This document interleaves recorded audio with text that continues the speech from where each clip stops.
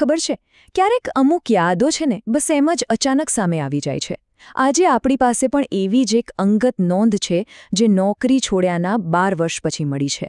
અને આ નોંધ આપણને લઈ જશે એક ફર્સ્ટ રિસ્પોન્ડરની દુનિયામાં, જ્યાં એમણે પોતાના સાથીદારો સાથે અતૂટ સંબંધો બાંધ્યા હતા. તો આ વાત છે રિતેશ કુમાર ખત્રીની, અને એ પોતે જ કહે છે કે આ એમની સોનેરી યાદો છે. આ કોઈ વાર્તા નથી, પણ સીધી દિલથી નીકળેલી વાત છે. એ આપણને એમની યાદોની દુનિયામાં લઈ જવા માંગે છે. ચાલો, તો આ યાદોનું મહત્વ સમજવા માટે આપણે સીધા જ એ દિવસ પર જઈએ જ્યારે આ બધું લખાયું હતું. આ આખી વાતની શરૂઆત વર્તમાનથી થાય છે. તો તારીખ છે 27 જાન્યુઆરી 2026.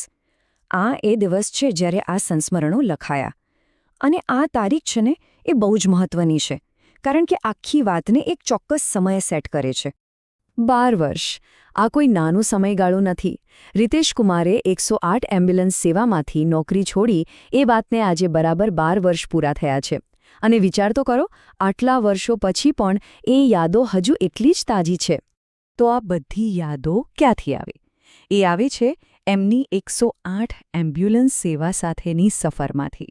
એક એવો સમયગાળો જેણે એમના જીવન પર ખૂબ ઊંડી છાપ છોડી. તો ચાલો એમની આ સફર પર એક નજર નાખીએ. તો જુઓ, એમની સફર શરૂ થઈ એપ્રિલ 2009માં, અને નોકરી પર છેલ્લો દિવસ હતો 27 જાન્યુઆરી 2014. પણ એના 12 વર્ષ પછી 2026માં એ આ બધું યાદ કરી રહ્યા છે. આના પરથી એક વાત તો સાફ છે કે આ માત્ર એક જોબ નહોતી. આ તો જીવનનો એક એવો હિસ્સો હતો જે ભૂલી શકાય એમ નથી. તો આ યાદોમાં છે શું?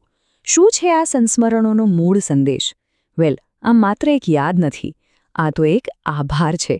એ બધા જ લોકોનો, એમના સાથીઓનો, જેમણે એમની આ સફરને સાચે જ યાદગાર બનાવી દીધી. અને એમના સંબંધો જુઓ, એ કોઈ એક જગ્યાએ સીમિત નહોતા. 39મી બેચના ટ્રેનિંગના મિત્રોથી લઈને દાહોદ, બનાસકાંઠા, પાટણ, અલગ-અલગ જિલ્લાના સાથીઓ અને એમના ઉપરી અધિકારીઓ. આના પરથી જ ખ્યાલ આવે કે એમનું નેટવર્ક કેટલું મોટું અને મજબૂત હતું. ચાલો, હવે રિતેશ કુમાર એ ખાસ લોકોને યાદ કરે છે જેમણે એમની સાથે કામ કર્યું. અને મારે કહેવું પડશે કે આ માત્ર નામોની એક લિસ્ટ નથી, પણ એમના દિલથી નીકળેલો આભાર છે. સૌથી પહેલા વાત કરીએ પાટણ જિલ્લાના પાઇલોટ્સની, એટલે કે એમ્બ્યુલન્સના ડ્રાઈવર્સ. જો એક EMT એટલે કે ઇમરજન્સી મેડિકલ ટેકનિશિયન અને એના પાઇલોટ વચ્ચેનો સંબંધ બહુ જ ખાસ હોય છે. એક તરફ જીવ બચાવવા માટે સ્પીડ જોઈએ અને બીજી તરફ સુરક્ષા પણ. આ બંને વચ્ચેનું જે બેલેન્સ છે ને, એ આ ભાગીદારી પર જ ટકેલું હોય છે. આ એ લોકો છે જેમની સાથે રસ્તા પરની દરેક મિનિટ એક લડાઈ જેવી હતી. અને હવે એમના EMT સાથીદારો, જે લોકો એમની સાથે ખભે ખભા મિલાવીને દરેક ઇમરજન્સીમાં ઊભા હતા. વિચારો, જ્યારે કોઈ ટીમ સાથે મળીને કોઈનો જીવ બચાવે છે, ત્યારે એમની વચ્ચે એક એવો સંબંધ બંધાય છે જે કદાચ શબ્દોમાં વર્ણવી ન શકાય. આ નામો એ જ ભાઈચારા અને ટીમવર્કનું પ્રતીક છે. અને એમની સફર પાટણ પૂરતી જ નહોતી. જેમ જેમ એમની બદલી બીજા જિલ્લાઓમાં થતી ગઈ, જેમ કે બનાસકાંઠા અને દાહોદ, એમ એમના મિત્રો અને સાથીઓનું વર્તુળ પણ વધતું ગયું. દરેક જગ્યાએ એમને એવા લોકો મળ્યા જે આજે પણ એમની યાદોમાં જીવંત છે.